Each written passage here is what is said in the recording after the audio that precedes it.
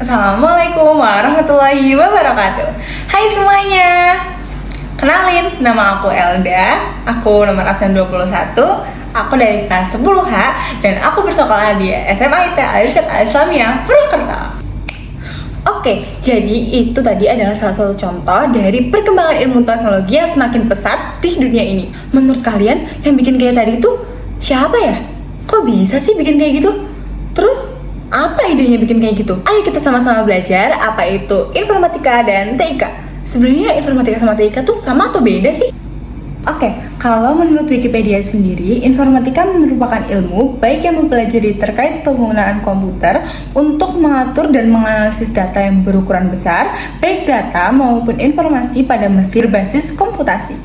Nah, kalau untuk pengertian TIK sendiri, menurut ITTA atau Information Technology Association of America, pengertian TIK adalah sebuah studi, perancangan, implementasi, pengembangan, dukungan, atau manajemen sistem informasi. Terus sebenarnya informatika sama TIK tuh sama atau beda sih? Nah, kalau TIK sendiri itu lebih berfokus pada pengaplikasian teknologi informasi dan komunikasi dalam kehidupan sehari-hari. Nah, informatika itu lebih berfokus pada teori dan juga konsep dasar dari pengaplikasian teknologi informasi dan komunikasi itu sendiri. Nah, terus kalau cara berpikir komputasional tuh apa sih? Computational thinking atau CT atau berpikir komputasional adalah terminologi yang sekarang ini digunakan untuk merujuk pada ide dan konsep dalam penerapan berbagai bidang computer science atau CS atau teknik informatika. 2 kali 2 sama dengan 4, tapi kita masukin ke dalam komputer. Kalau misalnya di otak manusia kan gampang ya, 2 kali 2 langsung ketemu jawabannya sama dengan 4 kalau misalnya kita belajar.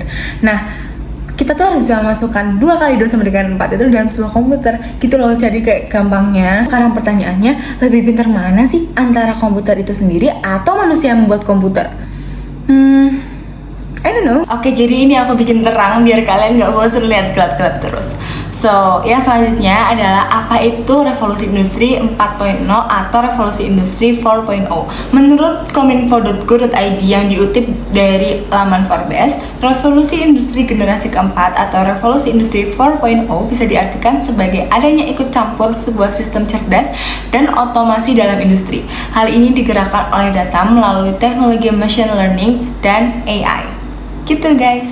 Terusnya, perkembangan teknologi informasi dan juga komputer yang ada di dunia ini pasti juga berdampak dong pada manusia.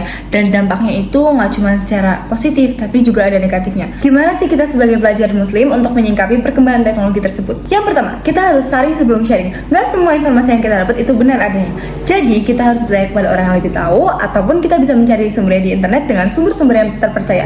Gitu teman-teman. Yang kedua, gunakan internet sebagai salah satu cara untuk mengembangkan value dan juga kualitas diri kita sendiri. Jangan malah adanya internet membuat kita terlena, kita kayak sering nonton video kelamaan, sampai lupa kewajiban kita. Yang ketiga, gunakan internet sebagai sumber dakwah.